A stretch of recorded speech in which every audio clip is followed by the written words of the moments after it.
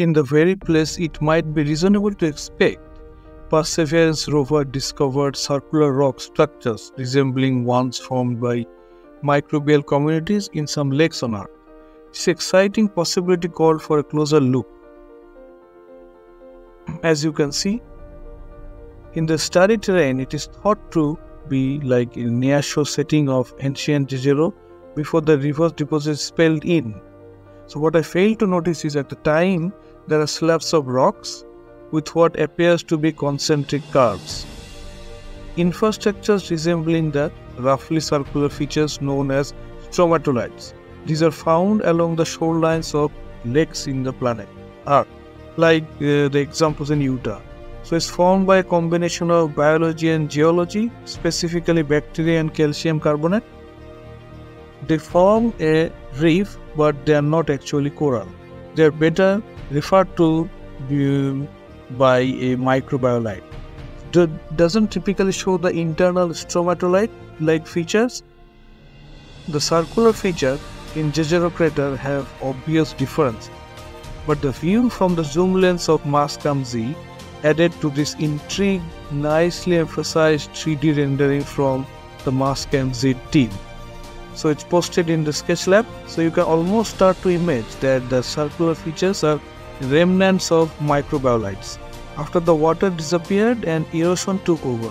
Meanwhile, Perseverance was making its own circular features in the slab of the rock it had parked in front of a spot for the science instruments to investigate and collecting core samples for possible return to Earth.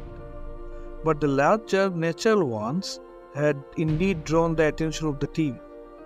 After finishing operations at this location, Perseverance was commanded to drive just under 10 meters to get a closer look to the circular features.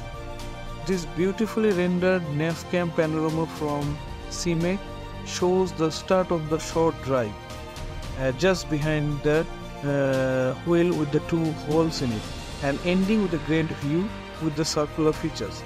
It looked even more intriguing.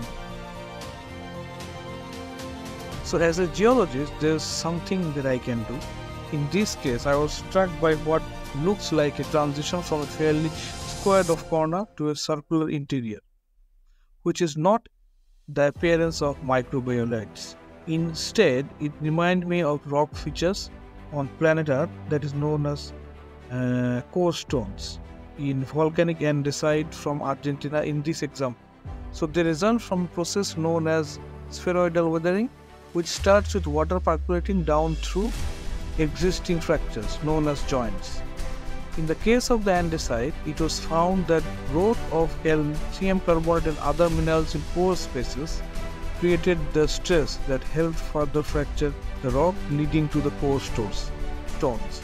In Jajero Crater, the rocks may have first been, like in volcanic activity, then fractured into joints during cooling and infiltrated by water, maybe from Lake Jajero. This could have led to the precipitation of carbonate minerals and contributed to spheroidal weathering. And the formation of coarse stones, since they have been playing out by sandblasting, conveniently represented by the sand ripple parked on top, and the fact that this location is known as to host the carbonate minerals and adds the weight of the whole geohistory. So there's been only one sol that the rover spent, and the evidence was not good enough or long enough. So and then it headed back to other locations. But what we can see is, without a doubt, these circular features probably formed by the life or sort of living matter. So with that in mind, welcoming you for the next videos, Mars, terrestrial features and the geology of Mars. Thank you very much. Do subscribe and follow us.